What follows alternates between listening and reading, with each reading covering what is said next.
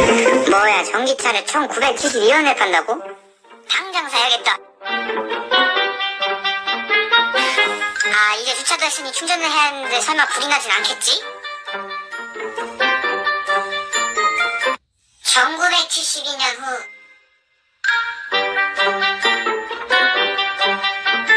잼민이가 산 전기차의 화재 원인이 정말 배터리 과충전이 맞을까? 자, 여기 1972원짜리 전기차를 사려는 잼민이가 있습니다. 이 잼민이는 전기차를 산 다음에 바로 주차장에 가서 충전을 하려고 하는데요.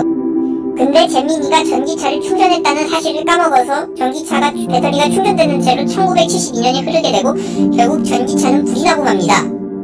그런데 이상한 게 있습니다. 아무리 전기차를 1972년 동안 충전을 해준다고 해도 불이 100% 난다는 것은 이상한 것입니다.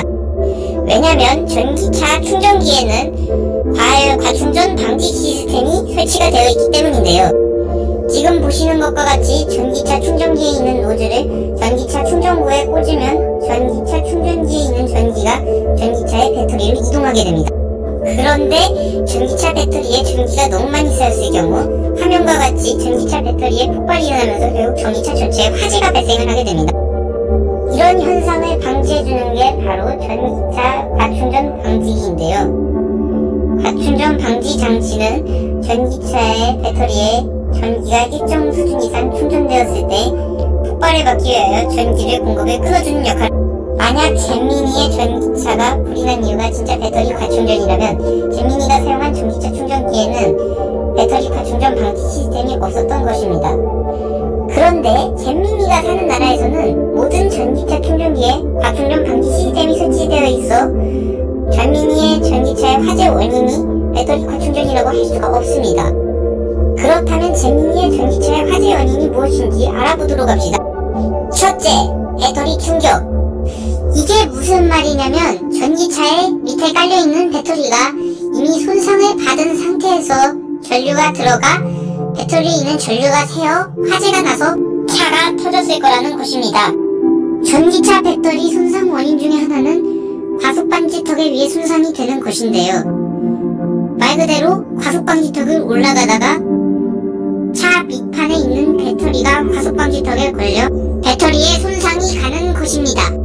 이런 경우는 쉽게 알기가 힘들고 특히 전기차는 배터리가 고장나면 몇천만 원이 드니 알아도 방치하는 사람들이 있다고 합니다. 이러면 화재의 위험이 커질 수밖에 없겠죠. 잼민이의 전기차에 배터리 손상이 있었는지, 배터리 손상이 있었는데 잼민이가 그걸 수리하지 않고 방치했던 걸 알 수가 없습니다. 그런데 잼민이가 산 전기차의 가격이 1972원이었다는 것을 보면 아마 잼민이의 전기차 전 차주가 배터리 고장을 알고서도 방치를 하여 그게 결국 터지기 직전까지 가니까 1972원이라는 싼 가격으로 전기차를 판매를 한 것이라고 생각해 볼 수도 있습니다. 두 번째, 차량 결함. 이게 뭔 말이냐면 말 그대로 제조사에서 차를 잘못 만들었다는 얘기예요. 그러나 이런 문제가 일어날 확률은 극히 드물다고 합니다. 보통 차량 결함은 차를 제조하는 직원의 실수나 기계의 실수로 일어난다고 합니다. 그러나 현 시점에선 잼민이의 차가 차량 결함이 있었던 것인지 알 수가 없습니다. 라고 합니다. 뭐 자세한 건 아무도 모르죠.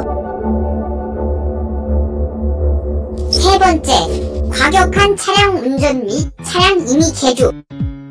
이것은 잼민이가 차 운전을 이상하게 했거나 제조사에서 허용하지 않은 개조를 맘대로 했다는 것을 말합니다.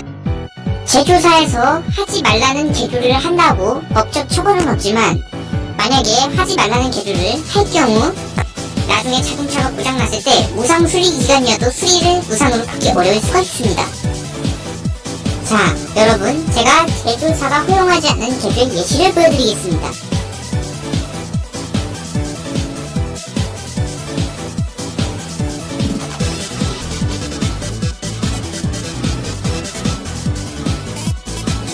자, 제가 한 차량의 개조 전 모습과 개조 후 모습을 보여드렸는데요. 이처럼 제조사가 허용하지 않는 개조를 맘대로 하면 차에 손상이 날 수 있는데 아마 잼민이가 전기차인데 개조를 맘대로 하려다가 배터리에 손상이 갔을 가능성이 있습니다. 그리고 뭐 난폭 운전은 자료가 없어서 띄워드리지는 못하는데 뭐 말 안 해도 아시잖아요. 막 도로에 폭주족들 막 이런 거 막 차갑고 막 250km 관성 드리프트 하거나 막 300km로 달리다가 터널 펴고 가는 거고 그런 게 난폭 운전이죠. 난폭 운전을 하면은 당연히 전기차 배터리가 손상이 될 수밖에 없습니다. 네 번째, 침수. 이게 뭔 말이냐면은 자동차를 어디다가 주차하거나 주행을 하고 있는데 갑자기 비가 많이 오거나 강이 멈춰서 자동차 밑에 물이 차는 것입니다.